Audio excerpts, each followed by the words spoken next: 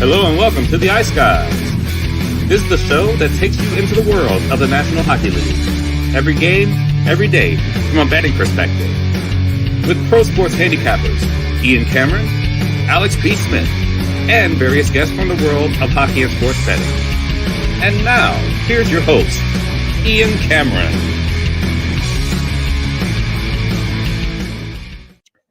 Welcome to the Ice Guys, Wednesday, December 27th, and welcome back from the Christmas break. 3 days without NHL hockey, but the lights are back on in NHL venues across the league tonight, and we're back with NHL action here for this Wednesday, and it's a busy Wednesday slate. A big welcome back to NHL action following the break with 14 games on tap tonight here in the NHL. Hope all of you had a great Christmas, a holiday, turkey, ham, and everything else. Drank, ate, we're merry, all that good shit. We hope you enjoyed it, and hope you enjoyed the few days to recharge the batteries. Certainly, I took delight in being able to finally have a few days to just relax a little bit, because we do spend a lot of time preparing for this show, which is what makes it such an in-depth show as far as the analysis goes on a daily basis. Doesn't just happen out of thin air. A lot of prep, a lot of time goes into getting ready for each and every episode. So to be able to just put that aside for a few days and kind of rest up and get ready for the post-Christmas schedule, definitely I enjoyed it. No question about that. So looking forward to that. Alex is fine. Alex is just, he's back home. We're letting him spend time with his family, a few days away.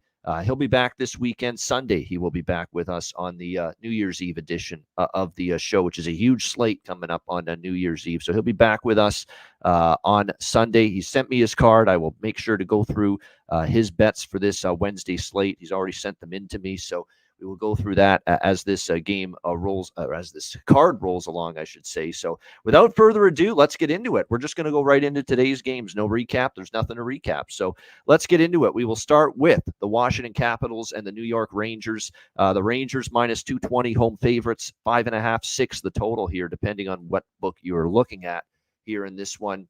The New York Rangers, certainly a team that went into the All-Star break, or not the All-Star break, the Christmas break, rather. All-Star break's in a month from now.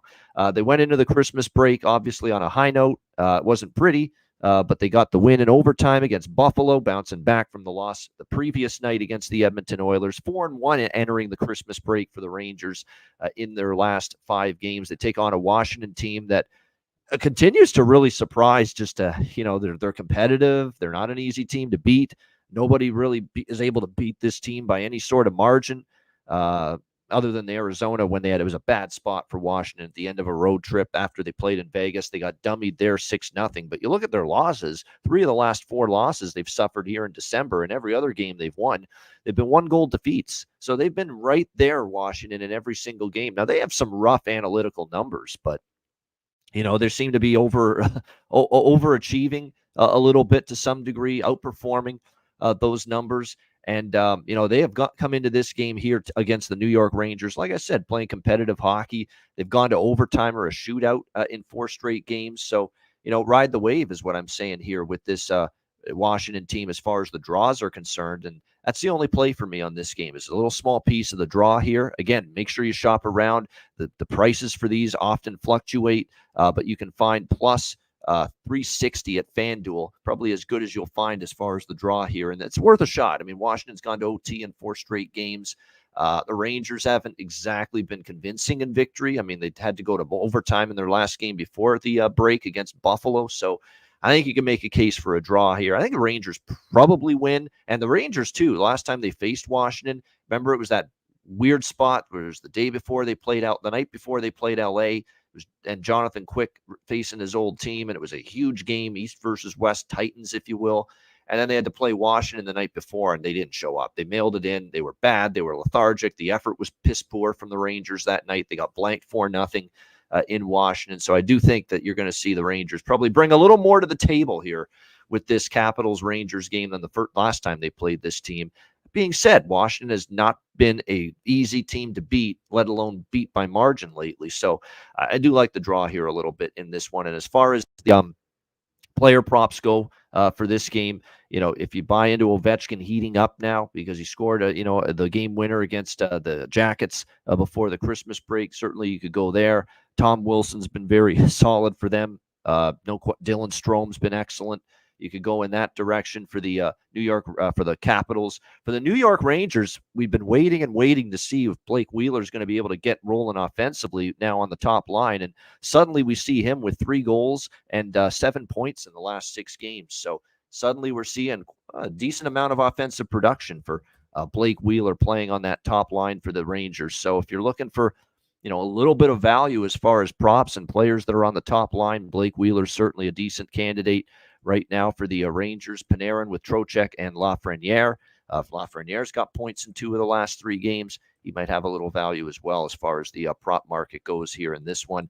All right, let's move on. Battle of Ontario here. Ottawa Senators, Toronto Maple Leafs. Toronto -165 home favorites, 7 being the total. I'm not at all surprised that we're seeing 7s. And to be honest with you, it's about time. Maybe the Christmas break got odds makers contemplating their work, saying, you know what, we got to stop putting some of these teams at 6.5, and we got to bump some of these teams up to 7 with their game totals based on the way they're playing. And certainly you can make the case for 7s with both of these teams right now. Now, the Jacques Martin transition, with him now as the interim head coach, Daniel Alfredson on the staff as well, work in progress. He's going to try to, get this team to play some better defensive hockey. But as we're seeing right now for Ottawa, it's still a work in progress. Every game of the 3 games that Jacques Martin has been behind the bench, they've had a lead and blown the lead. Now, against Pittsburgh, they also had a lead and blew the lead. But that game, they were able to rescue themselves with a Tim Stützle game winner in overtime to beat Pittsburgh 5-4. But they still relinquished a 2-goal lead in that game, which still continues to be a significant problem for the Ottawa Senators. Just being able to close games out, tighten things up, get that key save, which quite honestly, they have not gotten good enough, timely enough goaltending, timely enough saves from really either guy, Jonas Korpisalo or Anton Forsberg, in these recent games as well. So it's definitely a little bit of, a combination of things with Ottawa. They're trying to learn a new defensive system because that's the way Jacques plays, and that's the way Jacques coached that kind of style for his entire career. And as I said before, when the hiring happened, you're not getting Jacques Martin, 71 years old, changing his ways. Okay, you're going to have to try to tighten things up, play a tighter style of hockey. That's what he wants. There's no question. So Ottawa's got to adapt. But as we're seeing in the first 3 games with him behind the bench, it's just not, whoa, Jacques Martin's there, and all of a sudden this team's going to play 2-1-3-2 hockey. No, you have to have the personnel. You have to have the horses in the stable, to be able to play that kind of steady, sound defensive hockey. And so far, not happening right now for Ottawa. And you can tell that when they give up a goal with the lead and it gets to a 2-goal lead from a 3-goal lead or a 1-goal lead from a 2-goal lead, you can just tell this team tenses up, tightens up, grips the stick a little bit more, don't have that same amount of confidence, making clean plays, exits out of the zone. I mean, the whole bit. I mean, it's just been, you can tell there's still a mental block with this team as far as defending with the lead and protecting leads right now. And I think that's something that Jacques Martin is trying to extricate from this hockey team right now. But I think when you look at it right here in this game with Ottawa, Toronto, one thing we do know is the Senators usually bring a great effort every single time they play the Leafs. You look at the matchups earlier this year, they've played each other twice, competitive games both times. In fact, I think Ottawa could very easily be 2-0 this year against the Toronto Maple Leafs. They won the first meeting 6-3 on November the 8th here in Toronto at Scotiabank Arena. And then December 7th in Ottawa, it was 4-3 in favor of Toronto. That was the game where Joseph Woll got injured. Martin Jones had to take over in net, and Ottawa was probably the better team, deserved a better fate. They lost 4-3 regulation loss in that game, but outshot the Leafs 41-22, and really deserved, like I said, a much better fate here going in that second meeting as well against the Leafs. So I think it's going to be a really good game, competitive game. Should be a fun one to watch coming out of the Christmas break. What I have been trying to do with Ottawa is, first game against Arizona, I had Ottawa first period and full game. cashed the first period bet, and of course they ended up blowing the 3-0 lead. They lost 4-3 and lost the full game bet. And at that moment, I'm like, well, wait a minute, maybe we got to rethink this. Maybe we're only going to look at first period bets with Ottawa. And sure enough, I came back to the well with the first period on the Ottawa Senators against Colorado, their next game, and they were up 2-1 with like a minute to go in the third period, in the first period, a minute and change left. And they were up 2-1 at the time, and McKinnon ties it. So I have a push with the first period on Ottawa in that game. But if you add them full game, you obviously lost because they ended up again losing a lead and losing 6-4. And then the Pittsburgh game, I was on Ottawa first period, cashed with that. And look, if you had Ottawa full game, you almost didn't cash again, despite a strong start from the Ottawa Senators, where they got the lead in the first period and they nearly blew the game again. At 4-2 became 4-4. But this time, Ottawa was able to finally get the win with an overtime goal from Stützle, the first win for Jacques Martin behind the bench. So to me, I gravitate more right now with Ottawa to the first period, because the one constant so far in the 3 games since the coaching change is they have had good starts. They have had strong starts. They have carried the play. They have dictated the terms in the opening 20 minutes for these first 3 games since the coaching change. So I do like Ottawa first period. You're going to get a nice price there, about plus 135 with Ottawa in the first period here at DraftKings.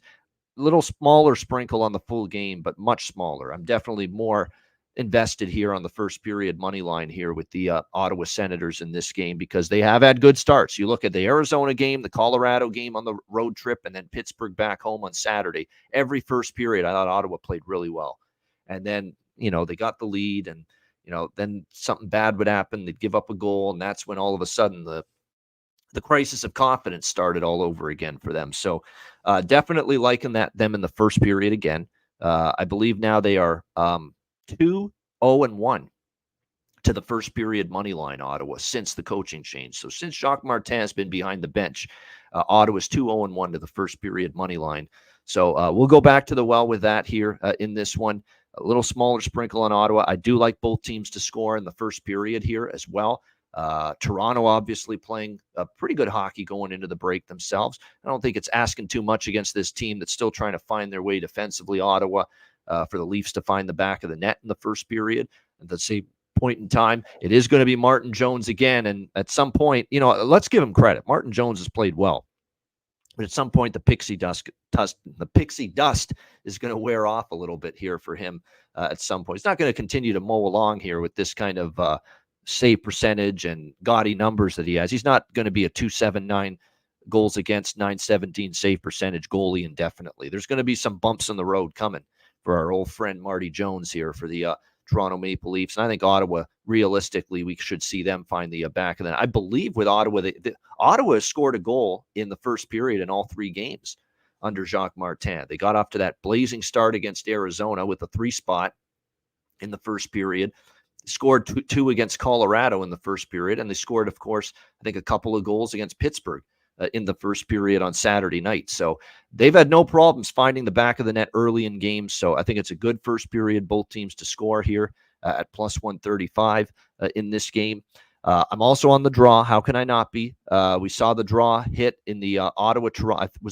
Did the first meeting go to overtime? No, it didn't. It was 6-3 Ottawa, but the last meeting should have 4-3, and it nearly did. We know Toronto's been quite the overtime team. Ottawa went to OT their last game before the break, so we'll take a shot with the draw here as well, and I'll look for a live over in this game, not at 7. We're going to wait for something better than that. As the game goes on, maybe we'll find a live 6.5 or 5.5 at some point, and we will go from there. Certainly not going to go with it at this price. And then as far as the goal, or as far as the player props, I should say, are concerned here tonight, Brady Tkachuk called himself out before the Pittsburgh game, saying, I got to do a better job as the captain. And you would expect someone like that to respond. And he had 3 points against Pittsburgh. So, over 1.5 points or to score a goal for Tkachuk. You're not going to get obviously great value. Usually we like the bargain bin type prices, not the type of prices you get for someone like Brady Tkachuk, but certainly he called himself out, and he responded. He responded the right way. A goal and 3 points for him, obviously in the game against Pittsburgh on Saturday, which was good to see. I think you got to ride Josh Norris in some form 5-game goal streak. He's been absolutely sensational. 2, 4, 5, 6, 7 points in the last 5 games here for the Ottawa Senators. Giroux does a good job against the Leafs. That's true, Cuban, 100%. So there's not a bad option either for the Ottawa Senators here in this game. He does always seem to make an impact as well for them. So there's a couple props for Ottawa. Toronto, on the other hand, look, at this point with Austin Matthews, take 2+ goals, take a hat trick for him now, because obviously, look, the anytime goal prop, I'm never in a million years going to bet Austin Matthews to score a goal at his anytime goal prop price right now, which is insane. It's minus 120 in some spots. You got to look for value, and look, 2+ goals will give you like a plus 500, plus 600 price. And we're talking about a guy that's gotten at least 2 goals in 4 of the last 5 games for this Toronto team. It seems like everything he's firing at the net now is going in at this point in time for number 34. So I wouldn't argue with a multi-goal prop of some kind with him in this one tonight. Matthew Nye still has value. I agree with that. Someone mentioned that in the chat. As long as he stays on the top line. Now he's going to go through ups and downs. He's still a first full season as a rookie in the NHL, but he's definitely got that potential to break out and to be something more for them moving forward. There's also a couple more that I want to mention. He has a goal and an assist against Ottawa this year in 2 games. Nicky Robertson, younger brother of Jason Robertson, on the third line with Domi and Yarncroke. I'll throw his name into the mix here for maybe a little value prop tonight, given the numbers he's had against the Ottawa Senators here in the 2 times they faced Ottawa this past season. And also, I do want to point out, I believe, if you look at it as well, now did he play in both games? He did, and he scored in 1 game against Ottawa, and he had an assist in the other. Calle Yarncroke here as well on that third line might warrant some appeal as far as the props tonight in this game. All right, Columbus, New Jersey. We've got the Devils minus 250 home favorites, 7 being the total here in this one. The Devils, kind of inconsistent mess is the best way to describe their performance level going into the break. You look at their last 10 games, 6-4, but they went into the break going 1-3 in their last 4 games prior to the Christmas break. And then they've got a struggling Detroit team that barely beat them as well, 3-2. So hasn't been the greatest stretch here for the New Jersey Devils, not by any stretch of the imagination here. They get a Columbus team that just recently they beat them 6-3 about 11 days ago in Columbus. Now New Jersey, the rematch here in New Jersey. Columbus looking for a little redemption. I also do want to point out that Columbus actually did beat New Jersey here in this building back on November 24th, 2-1. So keep that in mind. We'll see how this game plays out, but I think there's a bit of a tricky spot here for the Devils. It's not easy to trust a team like Columbus here, but don't know if I fully buy into New Jersey and their form going into the Christmas break, warranting them being upwards of minus 260 now in this game. The Blue Jackets, rather, 3-7 in their last 10 games. They've struggled. But you really dig into the way they've played here, especially the last 5 games.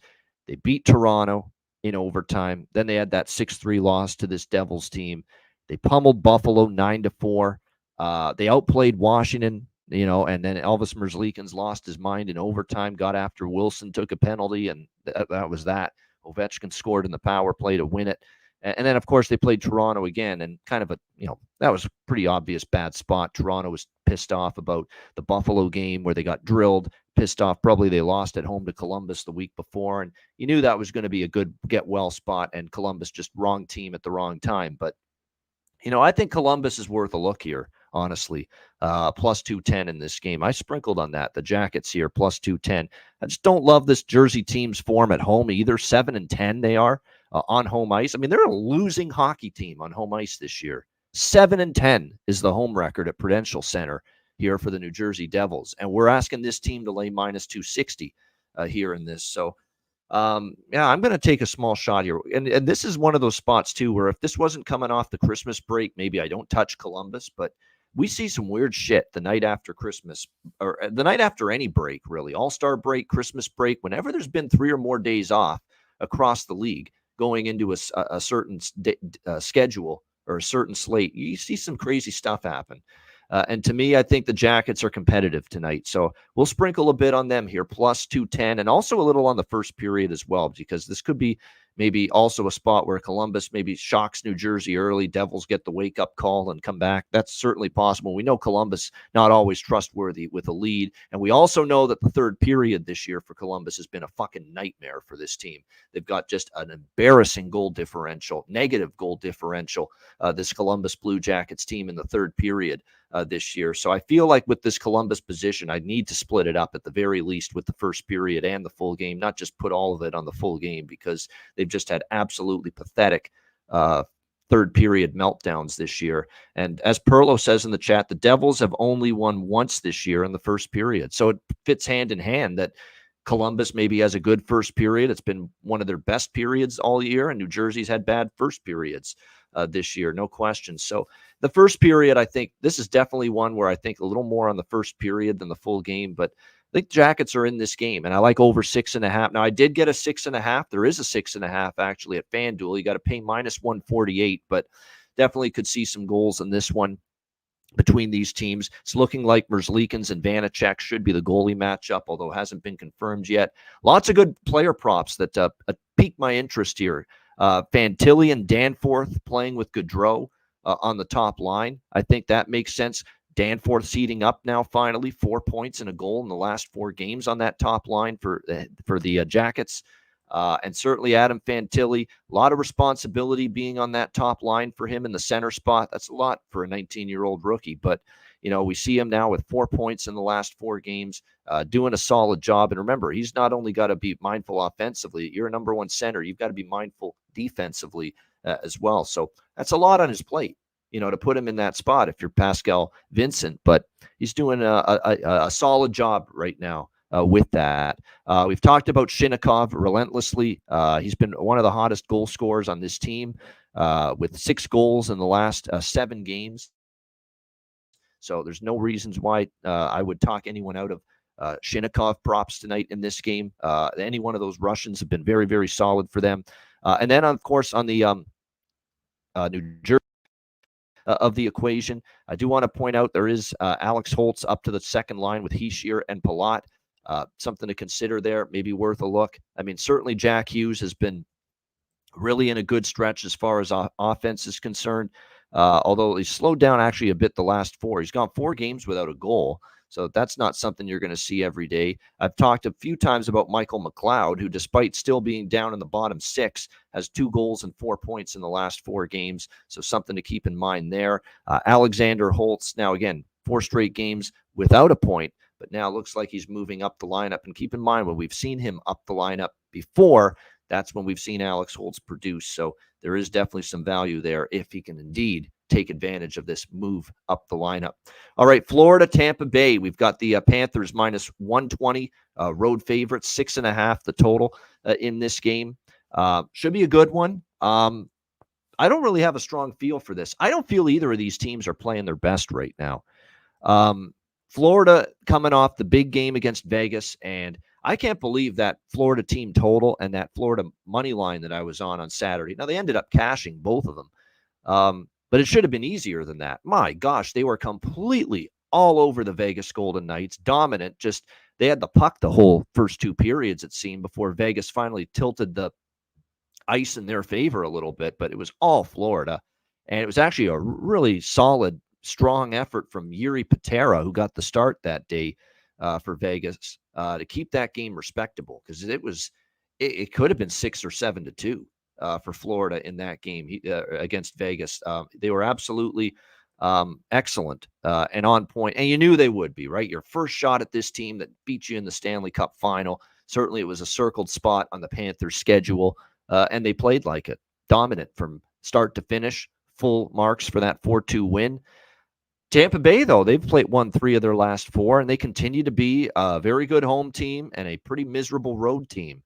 And now you got them at home tonight at Amalie Arena, and I'm not as keen of betting against Tampa Bay here on this home ice. They've won 3 straight coming into this game, 6-1 against St. Louis, 5-4 against Vegas, and 2-1 against Washington in a shootout on the road right before the break. And like I said, they've been very good on home ice. They've won 4 straight at home as well coming into this game. So this is definitely one of those games where there's no need to bet every game on the card. It's a good game. It's two teams that I also still have question marks about, because before Florida, was dialed in and beat Vegas, credit to them, it's not like they were playing great before that. They lost at home to St. Louis in a lethargic performance. They lost at Calgary 3-1.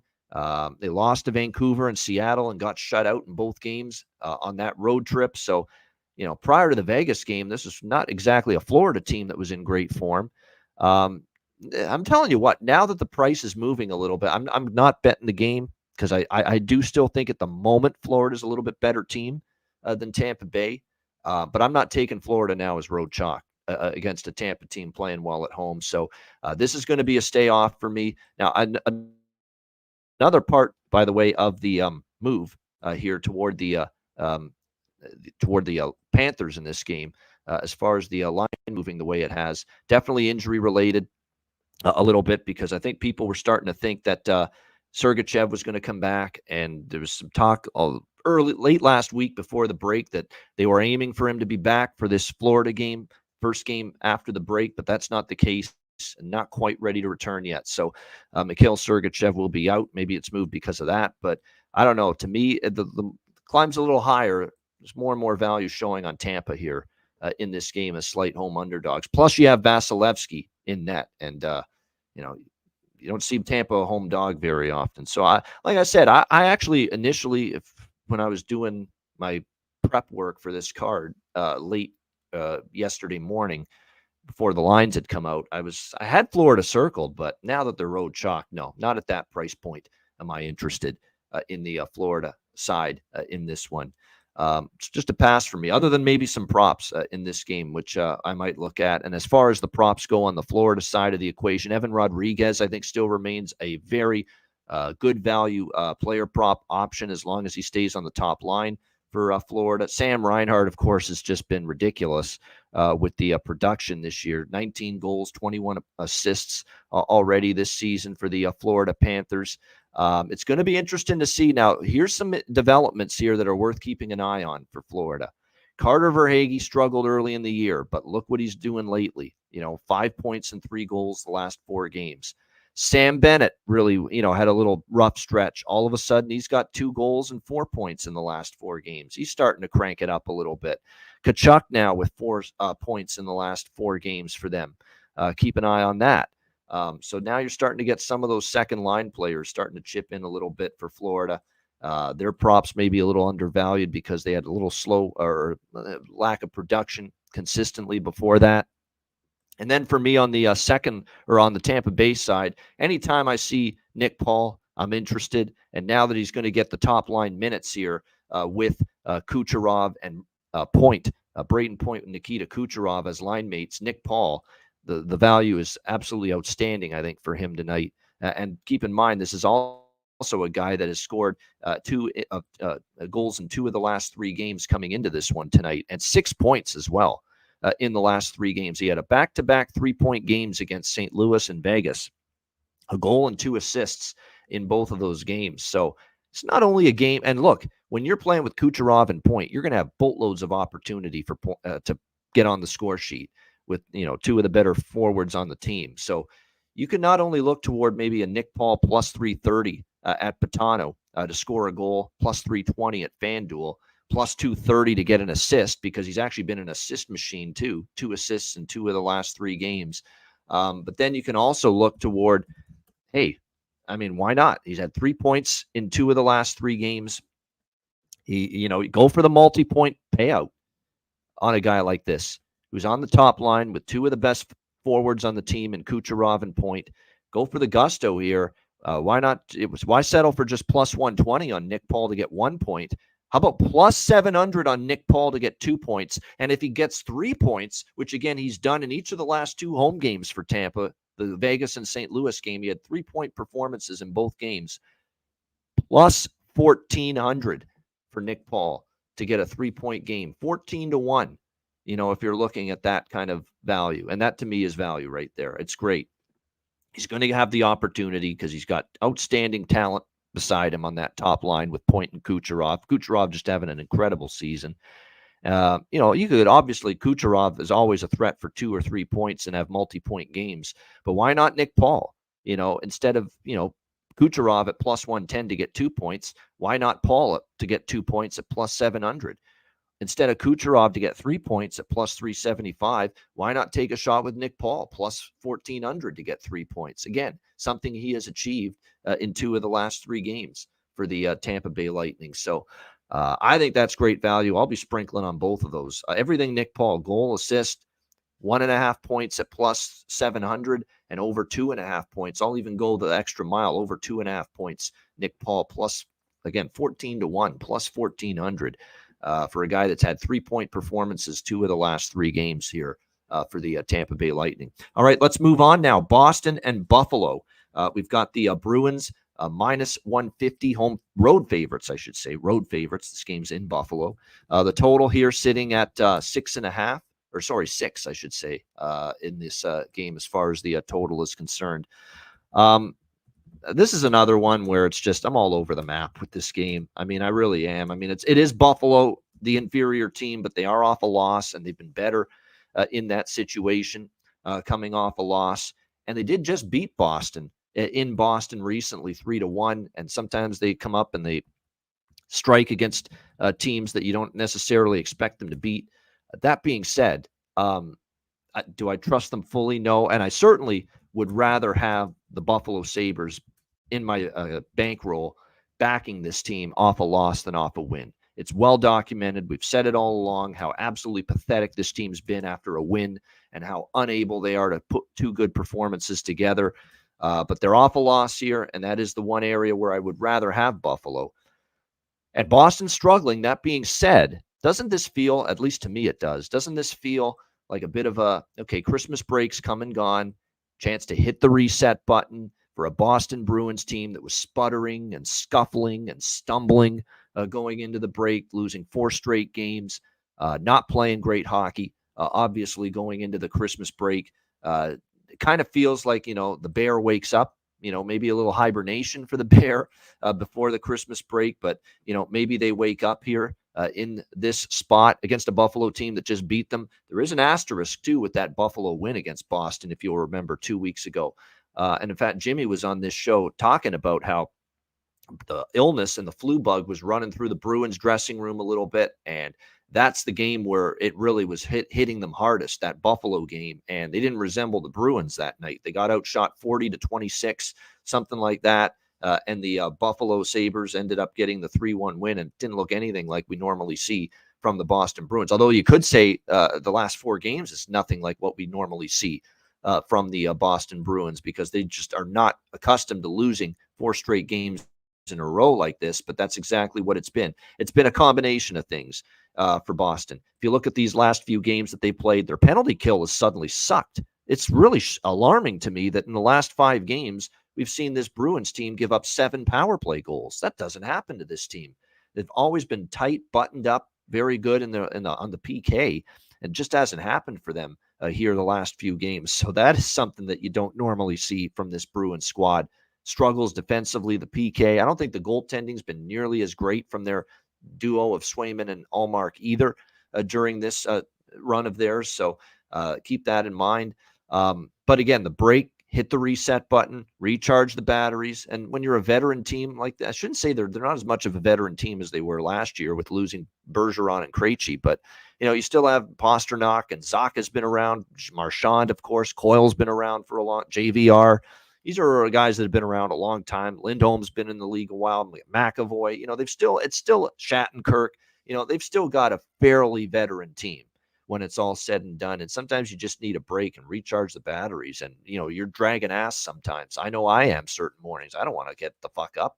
I feel like a bag of shit some days. Sometimes hockey teams go through this in the course of a long 82-game schedule, that they're just, dragging a little bit, flat, tired, fatigued, just gassed.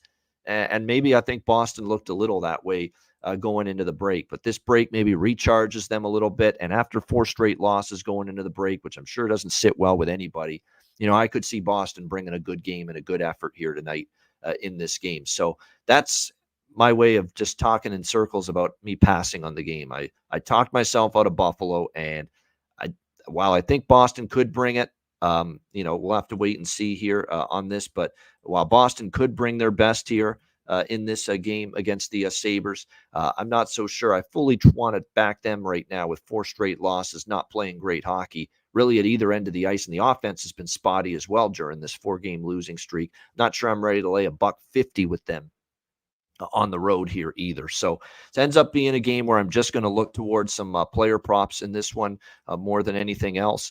And when I look at it for Boston, this could be a night too where, ask Zacha is cooled off a little, but this is where you got to ask Marchand and Pasternak, your 2 veteran leaders, your two of your better forwards. If you're going to snap the skid tonight, play big time for this team. Both of them, Marchand and Pasternak. Marchand has only 1 goal in the last 7 games. Pasternak, he's not to blame fully either for what's been going on. And he does have 3 goals in the last 3 games. But Marchand in particular, he's got to get things rolling for the Bruins. You look at who else has been pretty solid for this team. I'm telling you what, we talked about Morgan Geekie. And Morgan Geekie, he had those back-to-back goals playing on the top line for this Bruins team. And I know he's not on the top line anymore for Boston. He's on the 3rd line right now behind Coyle and Zacha, who are now the top 2 centers. But Geekie continues to be very, very good for this team. And he even scored when he was playing on the 3rd line for the Bruins the other night. So we'll have to wait and see, but I think definitely he remains very undervalued. I think his energy, even during the 4-game slump, was as good as anybody on this team. I was impressed with what he brought to the table for this team. And it was at a time when the team wasn't playing great. I thought you got great effort, from Morgan Geekie there in the last 4 games. He was noticeable, no question. So I think that's definitely something you want to keep an eye on it. But definitely Morgan Geekie, I think a little bit of value still with his props here in this one tonight. All right, Penguins and Islanders. We've got the New York Islanders minus 120, home favorites, 6 being the total here in this game. These are not a pair of teams that are high on my, excuse me. These are 2 teams that are not very high on my bet on list right now. I do think the Islanders, there's going to be some coming back down to earth coming their way in the near future. They played solid, don't get me wrong. A great win for them at Carolina, 5-4. It was not one of Carolina's better defensive Rembrandts, if you will. But look, we'll give them credit for the fact that they're 6-4 in their last 10. And every loss has been a pretty close game. We've called them, of course, the Thailanders all season, Draw Island. 5 of their last 10 games have been to overtime or a shootout. They're right up there, them in Toronto, the teams with the most overtime or shootout games this year. And don't look now, here's Pittsburgh getting into the fun with the draw of late. 2 straight overtime or shootout games against Carolina and Ottawa. 3 of the last 5 for the Penguins have gone past regulation. So you know what we're doing here. It's draw time. Back to Draw Island we go. Back to the Thailanders at a nice plus 370. Plus 350 at FanDuel. Penguins Islanders draw here in this game. Very good chance I think we see OT. Even the Penguins, like I said, short term have been playing some tight overtime shootout games as well.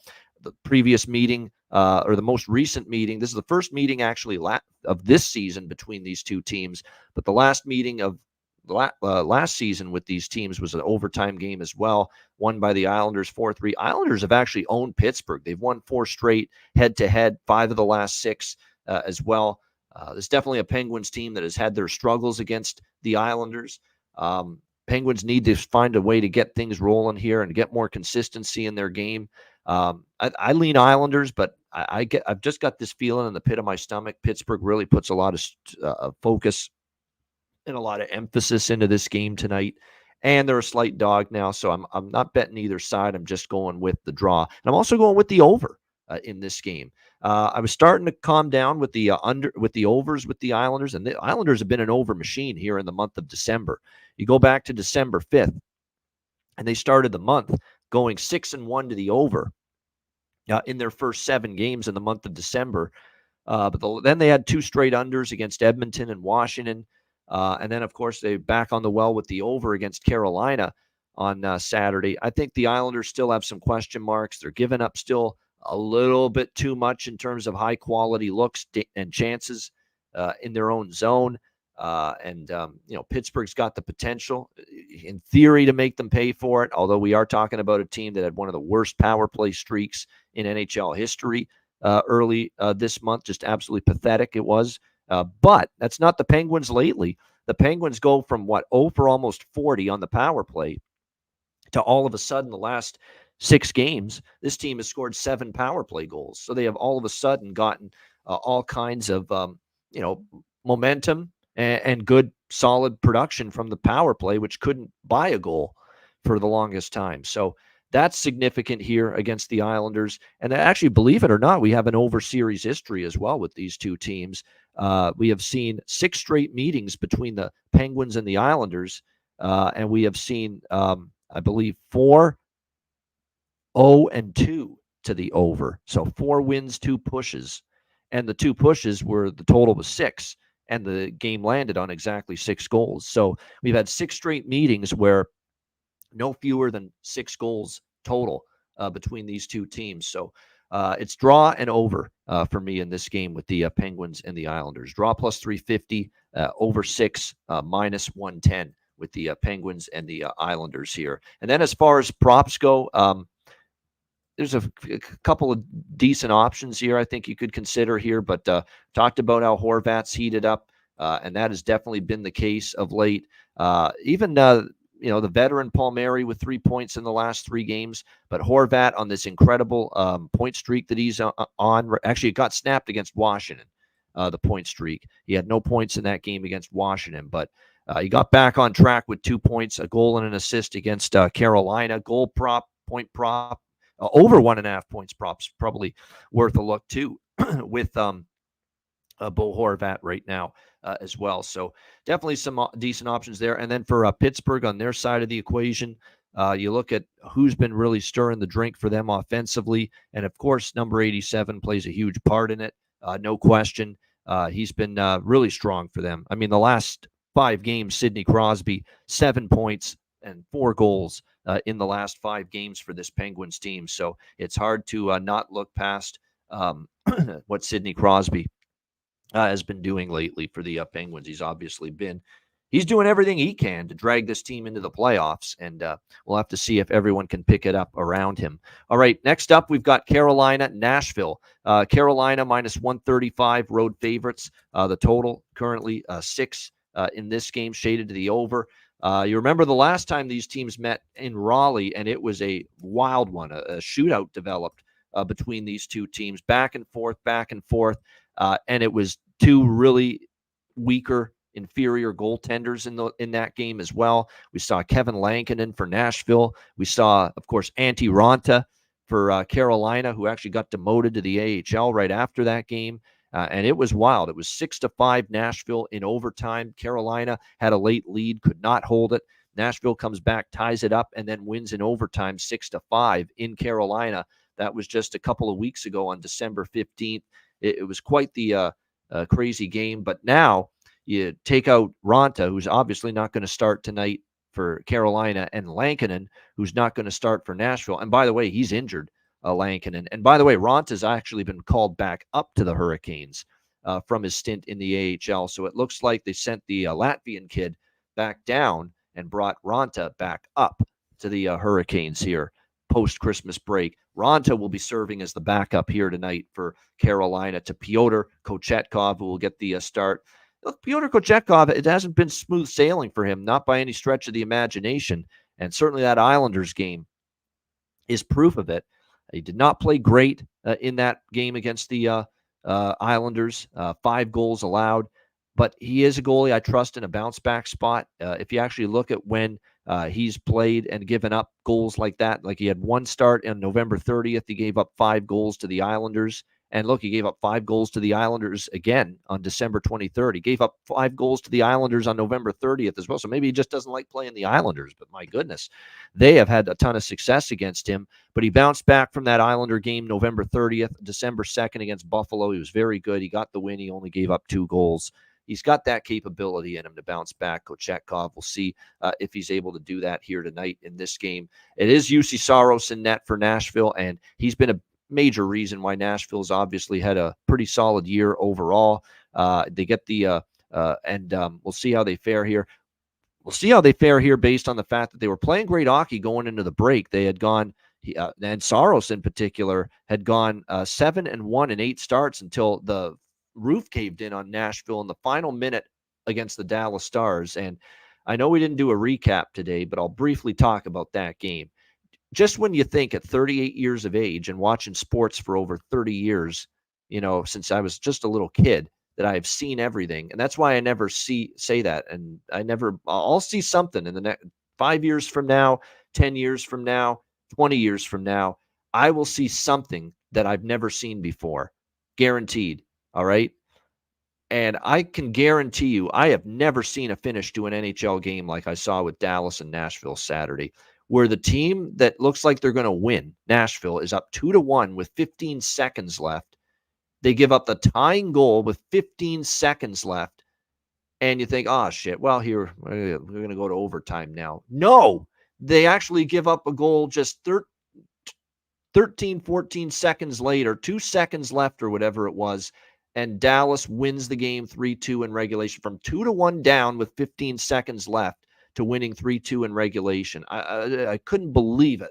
And I was half shocked and I was half pissed because I had the draw, as you know, in that game on Saturday with the Stars and the Predators. It was just incredible what I had seen. It was Hakanpää, seeing eye shot from the blue line from Joni Hakanpää that ends up beating Saros for the game-winning goal on Saturday afternoon in that game. So it was just absolutely staggering. Floored, I was. Shocked. I was shocked by that game and that conclusion in Music City on Saturday afternoon between the Stars and the Predators. So that's a tough one for Nashville. They got to respond from that. Alex likes Nashville plus 115. I certainly lean that way, but I don't know if I want to go against Kochetkov when he got shelled the last game. I'm a Kochetkov believer. This is a game that's got that feel to it where Nashville probably wants to tighten things up a little bit more. And keep in mind, the games in Nashville, the last 2 have gone under in this series. So this is your Ian Cameron lean to the under, which means bet the over game of the night in the NHL. But I'll lean under with this game, Carolina and Nashville. And I have nothing on the side. Might get there with the draw. Maybe a small little piece of the draw. I mean, why not? I mean, I expect a pretty tight game, cagey game, both sides. We did see overtime in the game in Carolina with these two teams just a couple of weeks ago. So maybe a little sprinkle on the draw here with the Canes and the Predators. Not much other than that. But as far as props go, yes, Marty Necas is on fire right now for the Carolina Hurricanes. He's been excellent. I don't mind that. Steph Nason's always interesting. I'm always interested in his props. There's no question about that. And then for Nashville, like I said, I mean, there's so many different possibilities because we know O'Reilly and Forsberg and Nyquist on that top line has really gotten them rolling. But I do want to point out Colton Sissons here looks like he's moved to power play 1 tonight for Nashville. And so you talk about an opportunity for him, and you talk about player prop value opportunity for me. We've got that potentially here tonight with Colton Sissons, who's going to be, it looks like, on the number 1 power play unit here for the Nashville Predators. He has 2 goals and 4 points, by the way, in the last 4 games. So Colton Sissons maybe not bad here as far as value on the Nashville side for player props tonight in this game. All right, let's move along here. We've got Dallas, and speaking of Dallas, who pulled off that incredible, improbable late final 15 seconds comeback against Nashville. They are in St. Louis to take on the Blues tonight. We've got Dallas minus 170 road favorites. The total in this game, 6.5 across the board. And we do want to pay homage to the great Dallas first period overrun, which came to an end. It was 11 straight first period overs for the Dallas Stars, which came to an end on Saturday with that scoreless first period against Nashville. But as we often say, this is going to be your bumper stumpers game of the night for me where we're not out until we lose two, just like in bumper stumpers. That's what we're going to look for here tonight with the Stars and the Blues. We're going to go back to the well with it. First period over. You can find it over 1.5 minus 135 for this Stars Blues first period over. I'm also going to take a smaller piece of the full game over. Right now, Dallas is a pretty damn over team right now. Pretty damn big over team at the moment. It's just their defensive play hasn't been spot on. Ottinger now injured, and even when he was starting, he was inconsistent. He hadn't been playing at that high level we expect of Jake Ottinger. And Scott Wedgwood, for all his effort that he get, and he's a goalie that gives 110% of what he's got every single night, no question. But unfortunately for Wedgwood, 3.08 goals against, 903 save percentage. Stars are 9-1 in his 10 starts, if you can believe it. Like, for all this talk that they're relegated to Wedgwood because Ottinger's unavailable for them, Wedgwood's been very good as far as the wins and losses, but he's still given up 3.808 goals per game, 903 save percentage, and that's the problem with Wedgwood. He's going to give you all he's got, and the best you can expect is probably give up 2 or 3 goals a game. He's rarely going to have one of those nights where he's going to shut you down or shut you out or give up just 1 goal or something like that. So that's the problem. He's going to give you all he's got, and at the end of the night, he'll give up 3 or 4, and sometimes just 2. But that's basically what you get from Scott Wedgwood. So, and with the team, not playing as airtight defensively in front of either of their goalies, that's why they've been trending over the way they have. 8-1 to the over, full game over. So while we talk about this 11-1 first period over streak for Dallas in the last 12 games, the full game overs have been absolutely rolling for them of late as well. St. Louis, to me, under Bannister, they look like a team that, to me, their offense is really revved up since Bannister took over. 4+ for the Blues in 4 of their 5 games since the coaching change from Berube to Bannister. They have scored 4+ goals in 4 of the 5 games since the coaching change. Defense is still going to give up goals, though, against good teams. We've seen that. They did beat Dallas, by the way, the second game after the coaching change, 4-3 in overtime that night. We'll see if they get Dallas again here. I'm not so sure. I mean, I would certainly lean Blues. I mean, they're 4-1 off the coaching change, and you're getting plus 150 with them here as a home underdog. I'm certainly not laying minus 170 with Wedgwood and the Stars here. But at the same point in time, Dallas lost to them recently. They are still the better team. I could see them winning. I do like the draw, just a little sprinkle on that. But more than anything, I like first period over 1.5 quite a bit. And I like the full game over a little bit as well, 6.5. In a matchup where it's going to be Wedgwood for Dallas and Joel Hofer for the St. Louis Blues, who's had a rough season, 904 save percentage. He's been better lately. I should point that out. He was absolutely very good, believe it or not, against Florida. That's really the first really good start he's had all year, to be honest. I mean, 1 goal, and he was good. 1 goal, 38 shots, 37 saves, and 1 goal allowed against Florida in that 4-1 win. But let's see if he can follow that up here against a very potent Dallas team. So first period, full game over, small sprinkle on the draw. And then for props here in this game, certainly there's in a game we think there's going to be some offense.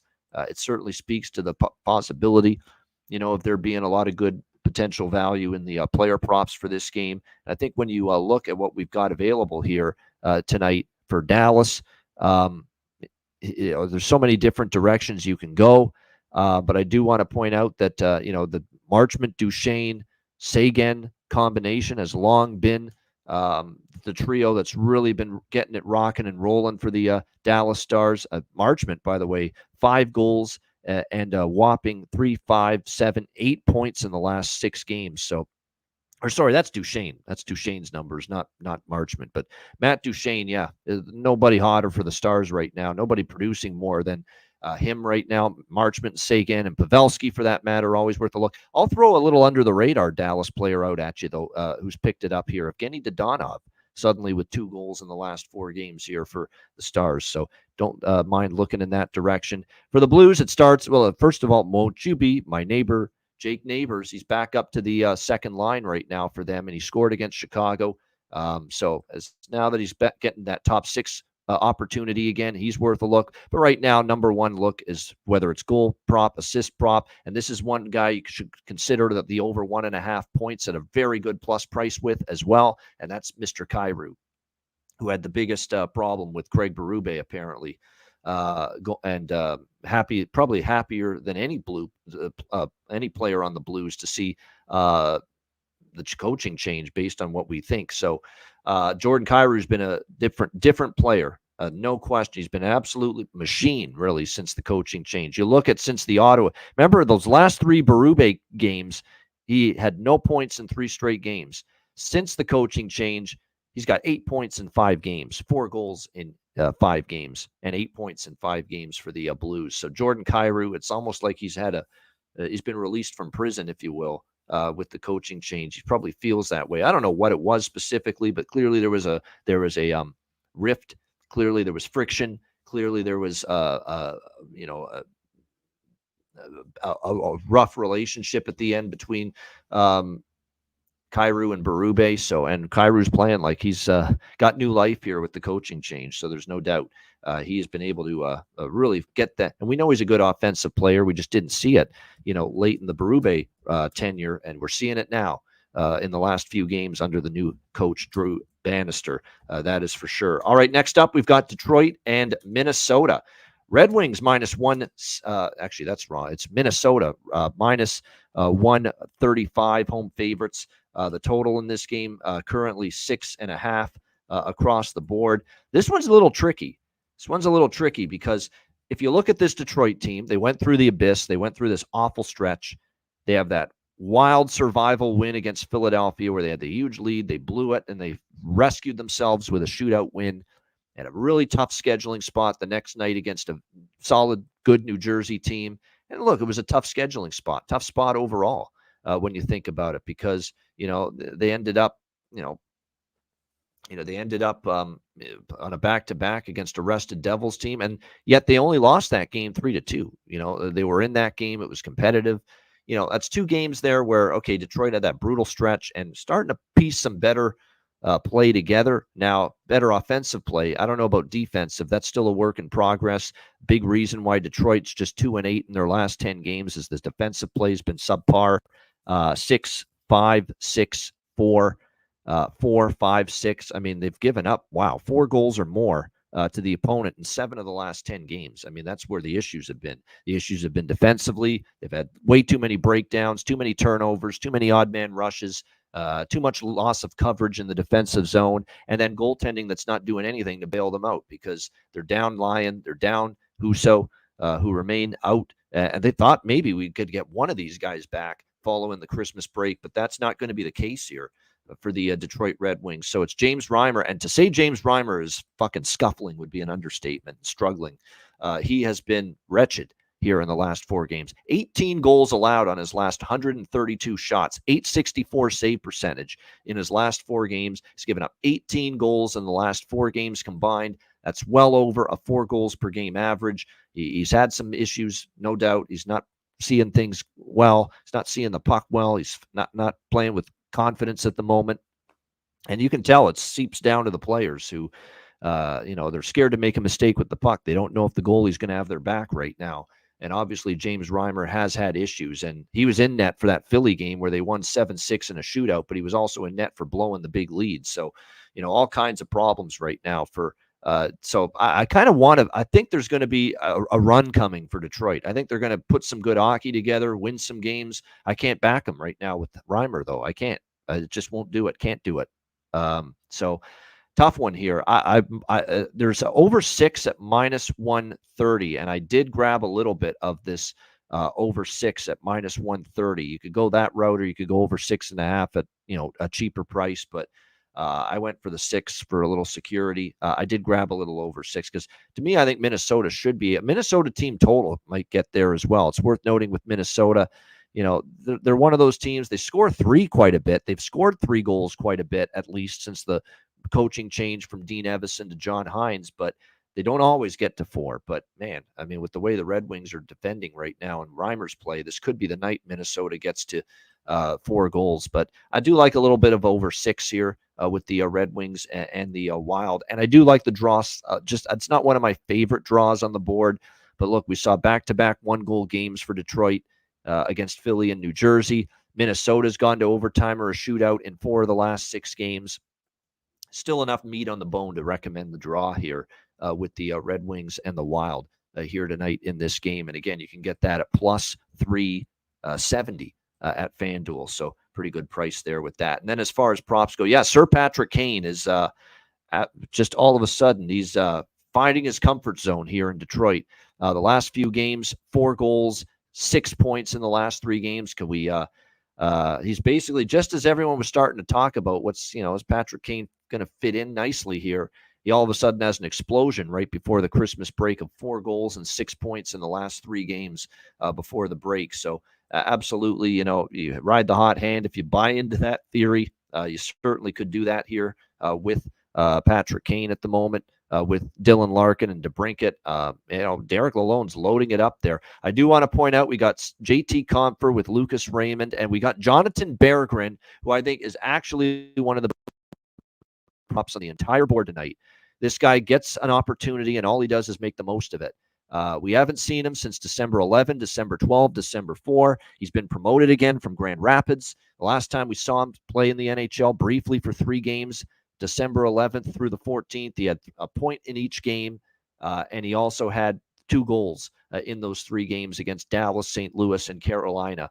So all he does when he gets called up from the minors is step into a prominent role and produce.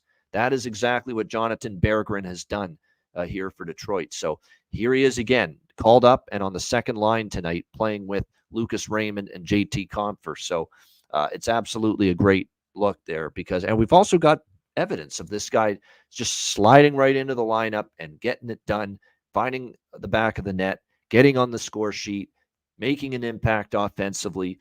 He has shown the ability to do that. So Berggren is really, Berggren is on the bargain bin special of the night short list for me.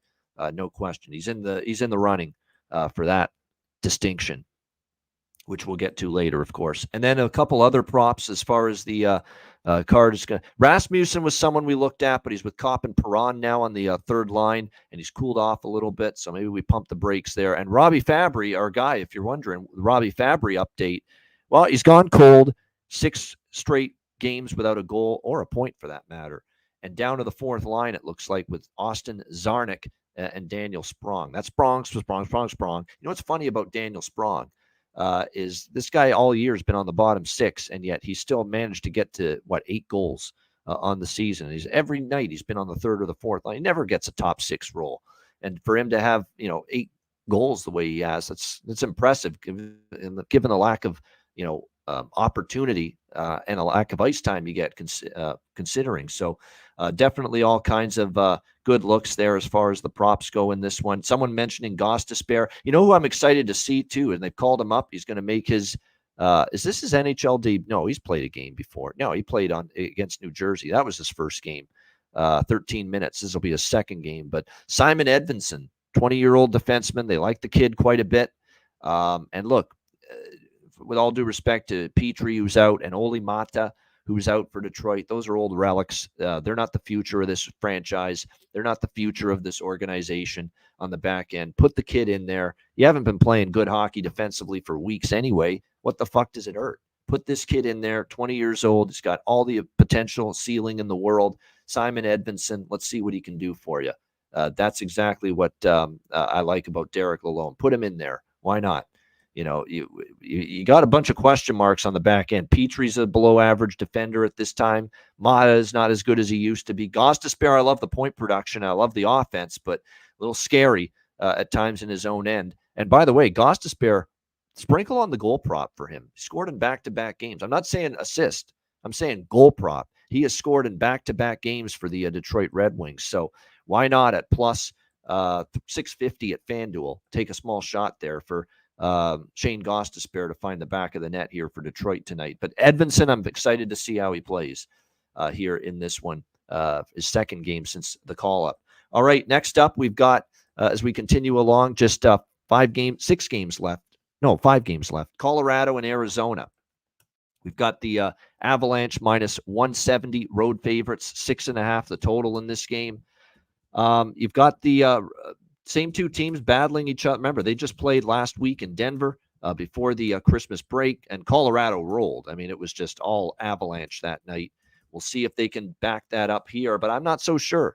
And I'm going to maybe Colorado's going to come out of the break ready. Colorado, is going to go on a little bit of a run here. They have won 2 straight going into the break against Arizona and Ottawa at home, but I'll stand by it. I don't love the way I'm seeing this team play on the road. Okay, this is another case of a little bit of a home road split here. 14-4 at Ball Arena in Denver, but only 7-9 on the road for this Avalanche team at all. So, to me, Arizona is going to want to atone for 4-1 loss. They didn't play well in Denver over the weekend.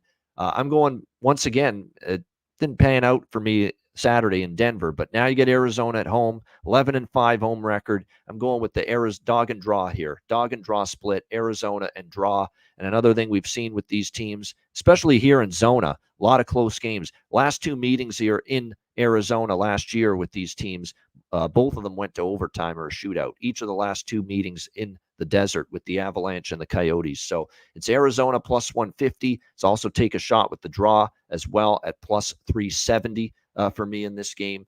We're going to take a shot with both of those. I think Arizona brings a much better effort. I don't trust Colorado on the road, flat out.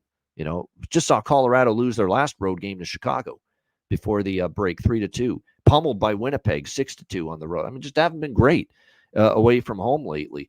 Vejmelka confirmed in net for Arizona tonight. It should be Georgiev for Colorado, but it hasn't been confirmed. Looks like Cale Makar's in. We know he was dealing with some injuries before the Christmas break, but he's good to go. And it looks like the same crew is out for Arizona. It's Barrett, Hayton, Boyd, but they've been on IR for a while. Not a bad prop game as well. Nichushkin is rolling with McKinnon and Rantanen right now. I wouldn't talk anyone out of props involving him at the moment. He's been great. Jonathan Drouin's been a point machine. Not so much goals, but points. So keep an eye on that as far as props go. Miles Wood, is someone that had a little offensive spurt going for a bit there. Cooled off a little bit the last few games, but that's been a solid, effective line for the Avalanche, no question about that. And keep an eye, too, on a couple of their depth defensemen who've actually, believe it or not, stepped things up a little bit offensively, like Bowen Byram. Hell, even Josh Manson scored a goal for them against Arizona in the meeting on Saturday in the Mile High City. And then for Arizona, we talked really about the same cast of characters that I think are worth a look as far as their props at the moment. Michelli has been very good, just consistently racking up the points, more so assists of late. Lawson Krause cooled off a little bit, but still not bad price there. We've got our guy Carcone kind of coming back down to earth a little bit, but still in a matchup like this, might be able to see him come through. Yes, Alex Kerfoot, number 1 for sure. As far as what he's given that team, and Clayton Keller as well has been excellent lately, and back-to-back games with a goal as well for Alex Kerfoot, along with the 6 points in the last 4 games. So Kerfoot's your hot commodity right now for the Coyotes, and someone that probably a little undervalued tonight, player props as well. All right, Winnipeg, Chicago. We've got the Jets minus 230 road favorites, the total 6 in this matchup here in Chicago. Chicago continues to be a tough out at home. Now, I don't know if they're going to beat Winnipeg. Winnipeg's obviously been playing really good hockey themselves. Not so sure about that. And by the way, that's another thing to point out about this Winnipeg-Chicago game is while we talk about the struggles of Colorado on the road, they've been better at home this year. You don't have that same split with Winnipeg. Winnipeg has 11 home wins, a good home record, 11-7, but pretty damn good road record as well, 9-5. You're 4 games above 500 on the road. That's pretty solid. So I have a little bit more confidence right now in Winnipeg being able to, get the job done on the road at the moment compared to Colorado. And as far as how, the Blackhawks continue to be, like I said, very, very feisty at home. They're not a pushover for anybody. Now, it is Peter Mrazek in net for the Blackhawks. He was very good against Colorado when he led them to victory against the Avs 3-2 before the break. Of course, after that, we saw, I believe, back-to-back. No, we saw Mrazek was in for the Montreal game, too. He didn't play as well that night. The team didn't play well. They lost 5-2. And then, of course, we had the disaster of Arvid Soderblom, or Soderbum, as Alex calls him, on Saturday against St. Louis. So we'll see how this one goes. It is worth noting this Winnipeg Jets team has just been on fire offensively. 5 goals or more in 4 of the last 5 games. They've just been on an absolute heater, and I'm going to take the over here. That's what I like, over 6. Chicago at home, you look at what they've been able to do on home ice. They have scored 3 goals or more 3 of the last 4 home games. If Chicago gets to 3 tonight, this game is probably going to go over the number. That's honestly the way I see it here tonight with the Jets and the Black. And the Jets have been absolutely rolling right now. Like I said, offensively, 5 goals in 4 of the last 5 games, and a grand total in their last 5 games of 23 goals. So they have been absolutely outstanding here as far as offensive production is concerned, no doubt. The Jets have owned this series, by the way. They've won 6 straight against Chicago, including 3 straight here in Chicago over the Blackhawks. So I'm not on a side, not on a draw. I'm just on over 6 here, and I'm on a few props as well. Yes, Gabe Vilardi, of course. I don't even have to mention it anymore. It's just the heater of heaters right now that Gabe Vilardi has put together for the Winnipeg Jets. A 4-game goal streak with 5 goals during that span. Really, it's incredible that he's got 12 points in the last 5 games for the Winnipeg Jets. 12 points in the last 5 games. So you should be taking over 1.5 points. I know I've mentioned that prop a couple of times now for Gabe Vilardi, and he continues to be very, very solid with the production. Definitely like the props for him once again. Perfetti is always on the radar for me, and Iafallo as well. Keep an eye on him. On the second line, he's got a chance to, I think, step up here, and he has had decent numbers against Chicago. Nino Niederreiter's done damage against Chicago, and I know he's on the third line. He's more of a secondary third option, but he has a huge 3-point night against Boston before the break. Keep an eye on him as well. And then for Chicago, like I always say, the props you want to hone in on are whoever's Bedard line mates, Connor Bedard's line mates. That's who you roll with. And tonight, I think it's going to be Nick Foligno and Philip Kurashev as his line mates. So Bedard, you could always go with goal assist props for him, but if you're going to go for other goal props, Foligno and Kurashev on that line are worth a look. No doubt about that. So keep an eye on that here for the Blackhawks. That's what it looks like is going to be on the flanks. They've moved Donato down from the top line, so keep an eye on that. Beauvillier actually got a goal the other night for Chicago against St. Louis, and we'll see if he can carry that over. Depends on where he is in the lineup. He's on the second line actually tonight. Him and Taylor Radish on the second line for the Blackhawks tonight. Radish had a 3-assist game against St. Louis on Saturday, and Jason Dickinson on the second line as well now for the Chicago Blackhawks. And here's someone that scored in back-to-back games. Not only that, but now on the second line for the Blackhawks as well here tonight with Beauvillier and with Radish. So a second line opportunity here for Jason Dickinson, who's actually been a sneaky performer offensively this year for Chicago. And you can find him in the plus 500 range, at FanDuel to score a goal. So that's not bad at all as far as value with Dickinson in this game as well. All right, next up, we've got Seattle and Calgary. The Seattle Kraken right now in the plus 125 range. Calgary minus 145 as home favorites.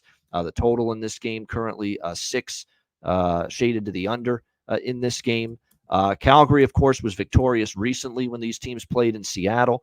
So a little bit of a redemption game here, if you will, for the Kraken. I actually think Seattle's not a bad play here at plus 125.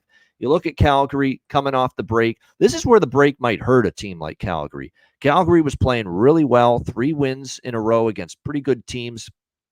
Well, 2 of them against good teams. Florida, Tampa Bay, they had that shutout against Anaheim where they had a dominant performance. I thought they played solid against LA, but LA capitalized on their chances. and LA getting the 5-3 victory against the Flames in that one. When I look at this matchup, though, here, you've had a 3-1 stretch going into the break, and I just feel that the break kind of arrived at a bad time, a poor time for Calgary, because they were starting to get some wins together. Meanwhile, you look at Seattle, and they had that horrible run, and they're this close from being 6-0 in their last 6 games coming into tonight. That's how solid they have been. So it's been an impressive stretch of hockey for the Kraken. Better than, obviously, that brutal run they had, beating Florida, pummeling Chicago. They took very good teams like Dallas and LA to overtime or a shootout, losing those 2 games, and easily could have won them. They were right there with both of them. And then they got to play LA again. And yes, Joey Decord was great, is a big reason why they won that game, but they still won it, and he played well, 2-1. They beat the Kings in the rematch, and then they have the 3-2 win against Anaheim before the break. So, they're starting to play a little bit better here, Seattle, and I like I like to see this kind of price with teams that were bad for a while, but you're starting to see them play a little bit better. And I think you might see that from Seattle. Seattle's definitely a team that I think, from a betting value standpoint, there's going to be some betting value on them because they're starting to play better, and odds makers aren't catching up to it yet. So I do like Seattle here a little bit, plus 125 in this game. Joey Decord should be in net once again, and he's been very good. I believe in this kid. I watched him lead Coachella Valley Firebirds to the AHL Calder Cup final last year. He has been sensational in the last 2 games. Both of them victories. He's allowed 3 goals on the last, I believe. Let me see how many shots he faced here. 85, 42, 43, 77 shots faced in the last 2 games, and he's given up 3 goals. 3 goals on his last 77 shots. He's played very well, Joey Decord, and he's a good young goalie. He's getting more comfortable at the NHL level, and I think he's got what it takes here to maybe hand Calgary a home loss here coming out of the break. So Seattle for me at plus 125. That's about it. Nothing else other than that. As far as props go, I'm going back to the old veteran, Thomas Tatar, right now for Seattle. He's on the top line. He's got 2 goals in the last 3 games, 4 points in the last 3 games. He's out of Colorado. It just wasn't a good fit for him there. And he's got new life here with the Kraken, and he's taken advantage of it. He's on the top line. He's scoring again. He's making an impact, and more importantly, not being reflected in his player prop prices right now, that he's getting this top line role and starting to score. Plus 460 for him at FanDuel to score tonight. I mean, my goodness. He's got 2 goals in the last 3 games. He's on the top line. He's plus 460 to score a goal tonight. How the hell do you not bet that? You have to. So at least I have to. When I see that kind of price for someone that's on the top line and getting all kinds of production right now for the Kraken, it's been very good. Like I say, it's a new lease on life for Thomas Tatar.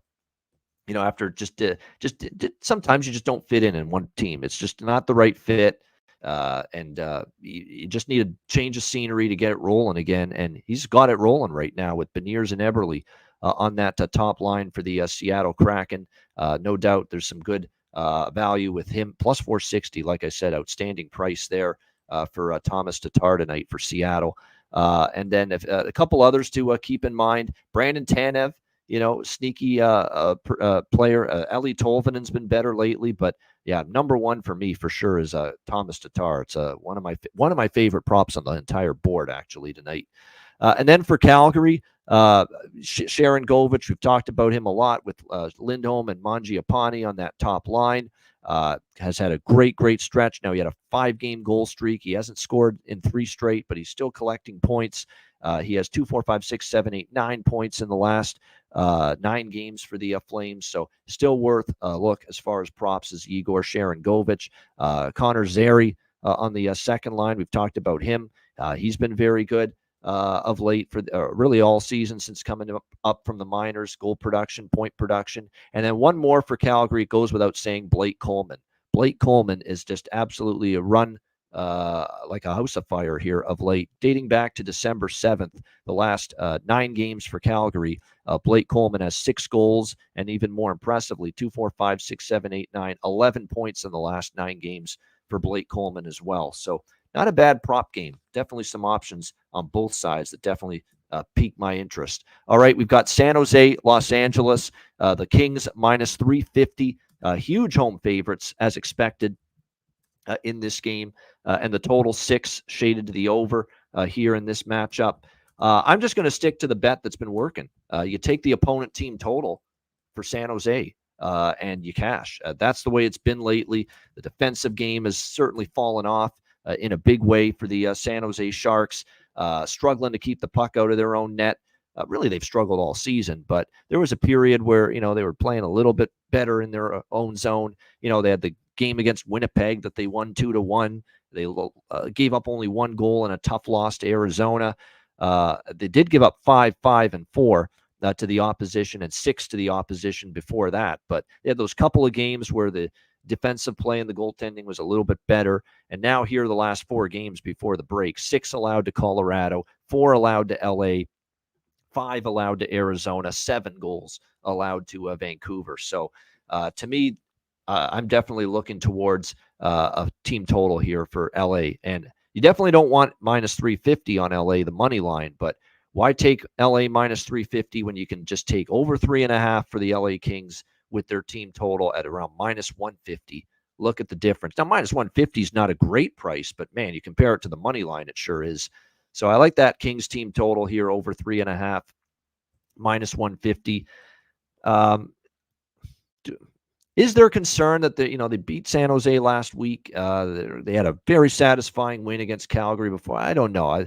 And LA, we know, hasn't been as good at home as they've been on the road. But I think this is, you take care of business here, you get the job done. I do have to admit, though, that game tomorrow night against Vegas looming on their schedule does concern me a little bit. That's maybe do they go through the motions here a little bit? So that's why I'm not gung, just with full confidence on this, but it is San Jose still. And I know the showdown with Vegas is looming tomorrow night at T-Mobile Arena. I get that, but you should still take care of business here and get 4 goals against this team the way they're giving them up lately. So I am still on Kings team total over 3.5 here in this. And then as far as the props go in this game, for San Jose, I would say right now, Eklund's been stepping up lately for them. Philip Zadina's on the top line. He's actually got 4 points in the last 3 games. So I'm telling you, I wouldn't go peppering San Jose props against a stingy defensive team like LA, but it's definitely something to keep in mind that, there's a couple players that have perked up lately for the LA Kings. It is David Riddick in net for the Kings, Kaapo Kahkonen in net for the Sharks. Not at all shocked that David Riddick's in net, but then again, it's not going to affect my bet having a David Riddick in there because I'm on the team total. All I care about is what they do offensively. I don't give 2 shits what the Kings do defensively. And as we saw when Riddick played his only start with the Kings this year was against San Jose 8 days ago. He was very solid. He 4-1 win. He only gave up 1 goal on 16 shots. They protected him well. And I think that's what you're going to see again. The LA Kings are going to try to make life. And that's the thing about Riddick.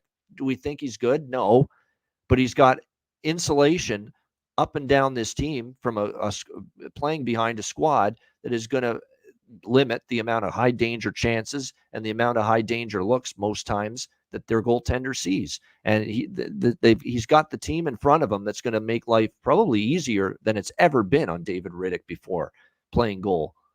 Playing with this great Kings team that's capable as any team defensively when they're on top of their game. So that should benefit, David Riddick tonight, just like it did against San Jose when he faced them 8 days ago. So, while normally you see David Riddick's name on the marquee, you say you got to fade this guy, be careful with that. A, this is San Jose, and B, this is a team that's going to be as good a help to Riddick defensively as any team he's ever played with in his career. So make sure you're aware of that before you just say, David Riddick's in net, look out. He's got as good a situation around him as he's had in years. All right, next up, final game of this Wednesday card. You've got Vegas and Anaheim. The Golden Knights minus 240 road favorites, 6 the total. This, I think, makes a lot. I like over here in this game. It's one of my favorite totals on this card. It's only 6, not 6.5. It's over 6, minus 120. There's a lot of reasons to like it. First of all, we got to, at least for the moment, based on current form, we have to suspend our belief that Vegas is one of the best defensive teams in the NHL. Right now, their defensive game is crumbled. It's not where it needs to be. It's not where it will eventually be once again, and it will be. They'll get it back. But right now, it's not there. Okay, right now, they're not defending well. There's breakdowns. They're just gutted by injuries with their goaltending. Aiden Hill's on IR. Logan Thompson's been out for the last several games. They've had to go to Yuri Patera. They've called up Isaiah Seville from Henderson. That doesn't help either. And you're putting Patera in a tough spot right now with making these starts. And to be honest, Patera was very good against Florida. But yeah, that just speaks volumes about what we're seeing from Vegas. I mean, right now, defensively, their game is not where it's at. And look, Theodore's been out for a while, but, they're supposed to have the depth to be able to deal with a guy like Theodore being out. But, they still have Alec Martinez, Alex Pietrangelo, Braden McNabb, Nick Hague, and Zach Whitecloud, who actually have not played well lately. That's been the problem. Hague and Whitecloud, have been outstanding defensive shutdown guys going back to the Cup run last year. They have not been as good here the last few games. You got to point that out.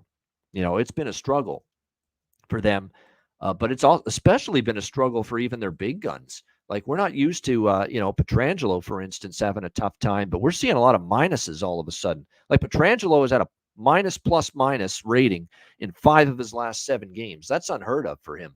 Like, he is just not, that tells you that right now the team is not, and his game and the team collectively on the blue line, their defensive game is not where you want it to be right now. And that's definitely a concern at the moment for Vegas. And look, it's played out in the results that, the goaltending injuries, the struggles defensively, not at all where they've been for much of the last 2 years. And it's played out in their results. They've been an over machine, this Vegas Golden Knights team. They are a whopping 8-1 to the over in their last 9 games. And that Florida game barely stayed under. It should have went over. If you had over 6.5 with Florida Vegas on Saturday, that's kind of a tough beat. They gave up 42 shots. Florida probably should have scored a lot more than 4 goals in that game. So to me, I look at it and I say, you know what? Vegas right now is just, their defensive game is not where it needs to be. It's looking like tonight, as far as the goaltending in this game, we're expected to see either Patera or Thompson. It's not confirmed yet. It's expected. Now, I want to point out, it's expected but not confirmed that it's going to be Logan Thompson. So it's sounding like Logan Thompson might finally be healthy enough to return and make the start tonight for Vegas in this game against Anaheim. But where's Aiden Hill at? Because if Aiden Hill is still out and unavailable and you put Thompson in tonight, that means you're going to have to go to Patera in the big showdown with LA tomorrow night on the back-to-back. So that's going to be an interesting decision for Bruce Cassidy. How is he going to handle this? Like, is Aiden Hill going to be fine for tomorrow? Is he ready to return? Is that why you put Thompson in tonight? Because if Thompson's ready to return, but you don't have Aiden Hill available for these next 2 games, I would say you probably should put Patera in tonight and save Thompson, who still, your more experienced, better goalie. Well, we think better goalie, although I'll get to Thompson in a minute. He has had some issues of late. If Hill's still not available for the last 2 games, I would think you put Patera in tonight, save Thompson for tomorrow against the Kings, but may not be that way. Thompson hasn't been great. I want to point that out. That's what I was going to get to. Thompson's back. We know he's, his numbers are actually okay, but he was not playing well before this little absence he had, missing the last 2 games down in Florida. I mean, he had given up 4 more goals in 3 of his last 4 starts. The 4 spot to Calgary, the 4 spot to Buffalo. They lost that game. He got shelled by Carolina on the road, gave up 6 goals on just 29 shots against the Hurricanes. So he's had all kinds of struggles lately as well. So even if Thompson's in net, and it looks like it will be tonight, I think Anaheim could find the back of the net. Keep in mind, Anaheim against Vegas, they played in this building here, Honda Center, November 5th, 4-2 Anaheim. They scored 4 goals in that game. That being said, on the flip side, you look, and plus Mason McTavish is back for the Anaheim Ducks. Trevor Zegras is finally back for the Anaheim Ducks. Of course, he's been out pretty much for the entirety of the season, not the entirety of the season, but since early November. came back against Seattle and scored a goal, by the way, against Seattle as well. So they're happy to have Zegras back. I think Anaheim could score some goals tonight, but I certainly think Vegas can as well. Offense really hasn't been the major issue for the Golden Knights. Going back in their last 9 games, Vegas has scored 3 or more in 7 of those 9 games. So probably a decent chance that continues here. John Gibson confirmed in net for the Vegas Golden Knights for Anaheim. And I think when you look at it, Vegas kind of knows, like, we've got his injuries in goal. And even with Thompson back, he hasn't played for over a week, and he wasn't playing great. We're going to need our offense right now to help us out. We're going to need our offense to basically carry the way for the team at this point in time. So I think they acknowledge that. They understand that. So I like over here. I think we'll see some goals here on the pond in Anaheim. Very appropriate. It's called the pond, or it was called the Arrowhead Pond in Anaheim way back when, showing how old I am. Because it might be some pond hockey tonight with these two teams. So Vegas, Anaheim over 6, minus 120. I actually think this is not a bad spot either to take a small little piece of Anaheim and or the draw, maybe a little of both. But, you're talking about plus 210 for Anaheim, a Vegas team that's entering this game 3 straight losses, 4 in their last 5 they've lost. Anaheim, has got a lot more pieces back, even though they're only 2 and 7 in their last 9 games. They're now as healthy as they've been in quite some time. So there's a lot to think that there's a lot to like here as far as I like over 6. I think Anaheim's in this game. So the plus, 210 at Pinnacle, plus 190 and plus 200 in other spots, not bad. And then as far as the props go for this one, you look at Anaheim, and I think when you see their, why not go to Zegras? He scored in his first game back. Why not? Take that look toward him as far as goal props tonight. McTavish, keep an eye on it. He's been back for 2 games. It's been off to a sluggish start, but I think as he builds back, ramps things up following the injury absence, you get to see him going again, just like Gabe Vilardi. It took him a few games for Winnipeg. Now he's rolling again, no question. And then for Vegas, of course, you look at who's been contributing for them. Barbashev on the top line's been getting it done. Pavel Dorofeev, this is someone that I think as he keeps getting opportunity, he's going to be able to produce. He's on the second line. He scored for them against Florida. I don't mind looking for some value in that direction either with Pavel Dorofeev. So keep an eye on that. Marchessault, since he was pretty vocal about the team's little skid, he's picked things up with 3 goals in the last 4 games. So he might be able to do some damage here tonight as well for this Vegas team. All right, there you go. That is the Wednesday NHL card as we resume action following the Christmas break. 260 live viewers. Hit the like button. We appreciate it very much. And a reminder, make sure you sign up. Patreon.com/Ice Guys. Just $10 a month. That's the only place moving forward that you're going to see the betting card daily, the sides, totals, player props posted daily on the Patreon page, patreon.com/Ice Guys. Make sure you get in on that. And we're going to have all of our written content is there. Goalie charts, totals charts, power ratings, all of that is right there on the Patreon page. So patreon.com/Ice Guys, just $10 per month for all the exclusive content, including the daily betting card. And of course, in the new year, we're going to start rolling out our bonus video content, shows, Q&A stuff, you name it. We're going to also have bonus betcasts, which I know everyone's excited about. We're going to have our normal monthly betcast, but in January, but we're going to have a couple of bonus, often impromptu live betcasts as well. And it will only be available. You'll only be able to watch those betcasts, and you'll only be able to participate on the stream in those betcasts if you are a Patreon Ice Guys member. All right, so there's another perk right there. Patreon.com/Ice Guys, just $10 per month. And more importantly, look, I said this and I wrote a little Christmas message to all the Patreon members, and we can't thank you enough. You're the reason we are likely, and if we continue to get more members, more subscriptions to the Patreon page, you are going to ensure the Ice Guys is around next year, 2 years from now, 3 years from now, 4 years from now, 5 years from now. God willing, 10, 20 years from now. Who knows? Who knows at this point? Because we've already been doing this show longer than I thought we would. 6 going on 7 years now. Any financial dollars contributed to our cause on Patreon as a member, it's going to help us keep this thing going. And that's what it's all about. And we wanted to keep doing this show. We want you to keep getting some of the best NHL betting analysis on a daily basis. And so just that little token of $10 per month as a Patreon member, patreon.com/iceguys, helps us immensely as far as making sure this show is here for you guys for the long term. No question. So again, patreon.com/iceguys, just $10 per month. I also want to address the questions about the time that we post the card daily. People, and look, it's a valid gripe or a valid, question.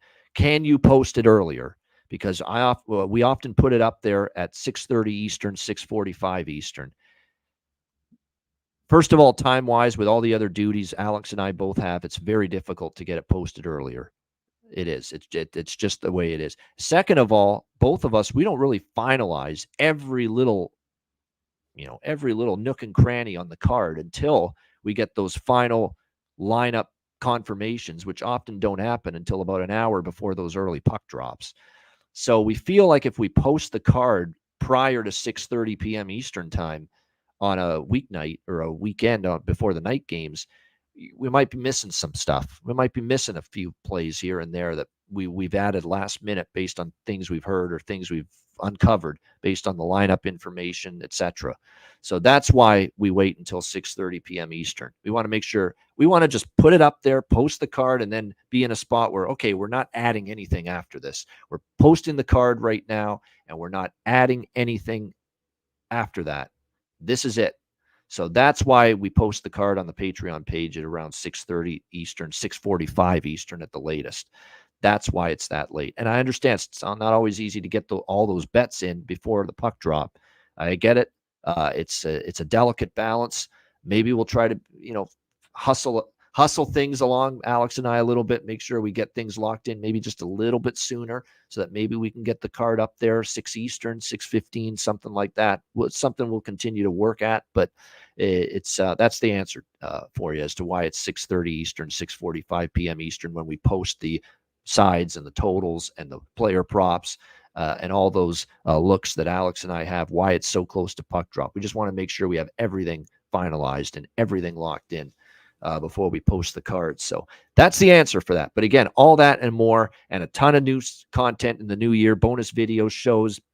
Got a couple more Player Suite interviews lined up in the new year too, which will be Patreon exclusive as well. The bonus betcast. So again, patreon.com/iceguys. Again, just $10 per month. And make sure as well you check out the Ice Guys store. Get yourself some merchandise and gear. We got some new stuff as well, including the Thailanders merch that you can get at iceguys.myspreadshop.com. All right, it is time for Bargain Bin Special of the night.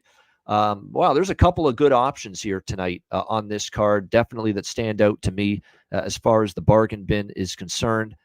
I think I'm going to go to Seattle with Thomas Tatar. I talked myself into Thomas Tatar here. He's been great with Eberle and Beniers on this top line. He has 2 goals in the last 3 games. He's clearly playing with a lot more confidence again, finishing plays, finding the back of the net. He clearly has found chemistry with these 2 line mates, Beniers and Eberle. And again, you've got a guy on the top line for Seattle that scored in 2 of the last 3 games at plus 460 to score a goal tonight. So let's go with the veteran, Thomas Tatar, Seattle Kraken, plus 460 for my bargain bin special of the night. And Alex has a bargain bin special of the night as well that he passed along. And I agree with it fully. I think it's a great pick. Kudos to him. And I actually mentioned it as well. Jason Dickinson for Alex's Chicago Blackhawks, plus 500 at FanDuel to score a goal tonight. Why not? He's on the second line, top 6 role for the Hawks tonight. Now, look, you're facing Hellebuck, and he's been pretty good, but it's a great price on the second line with Radish and Beauvillier centering that line, and Dickinson has goals in back-to-back games as well coming into this one. So Alex B. Smith has gone with Jason Dickinson, Chicago, plus 500 at FanDuel for his bargain bin special of the night. And by the way, Alex's full card, or at least his card as of this show, because we always have bets that we add after the show. And he's added one just since he sent me the card. So Alex's card for the show, but again, he might add a couple too when we post on Patreon later. Winnipeg, Chicago over 6 -110. Dallas, St. Louis, first period, both teams to score +145. Ottawa, Toronto draw +370. Pittsburgh, New York Islanders draw +350. Nashville +115 against Carolina. As I mentioned, the bargain bin is Dickinson +500 to score a goal. And we'll get to his best bet in a moment. And he's also adding one more. Sharks, Kings, first period over, 1.5 -130. I know it was a David Riddick sighting why he added that late, but there you go. Sharks, Kings over 1.5 -130 in the first period for Alex. And as for best bets, that's another thing hopefully the Christmas break does. It recharges the best bet battery for me, as in we get more consistency with them moving forward. But Alex's best bet is the first period over with Dallas and St. Louis. He's going back to the well one more time, even though the streak got snapped. Still 11-1 in the last 12 Dallas games with the first period over. So it's Dallas, St. Louis, first period over, 1.5 -145. That is the best bet for Alex B. Smith on this Wednesday card. My best bet for this Wednesday card, lots to choose from, really good slate overall. But for my best bet on this slate, I am going to go with Vegas Anaheim over 6 -120. I like it. I think it's one of my favorite looks on this card. We know Vegas has been an over machine, defensive struggles, goalie injuries. Anaheim's now better offensively. I actually argue they're better offensively. They're worse defensively with Zegras. Zegras is not a great defensive player, and that's always been the bone of contention with Pat Verbeek and with previous coaches with Zegras, is that defensively he's no Patrice Bergeron. He's no Rob Niedermeyer when it comes to, good 200-foot play away from the puck. But he is a gifted offensive player. We know that, and he certainly helps Anaheim's ability to put the puck in the net now that he's back. So I see goals tonight out there in Orange County. Let's go with Vegas Anaheim over 6 -120 for my best bet for this Wednesday card. That'll wrap it up. We appreciate it. Hit the like button on the way out. Good to be back following the Christmas break. A reminder, the Ice Guys is live 7 days a week, Monday to Friday, 2 p.m. Eastern, Saturday and Sunday, noon Eastern. If you can't watch the show live, download the Ice Guys podcast in audio form on all major podcast platforms. I'm Ian Cameron. Have a great Wednesday night. Enjoy the games and good luck. And we will talk to you again tomorrow on Thursday for another edition of the Ice Guys.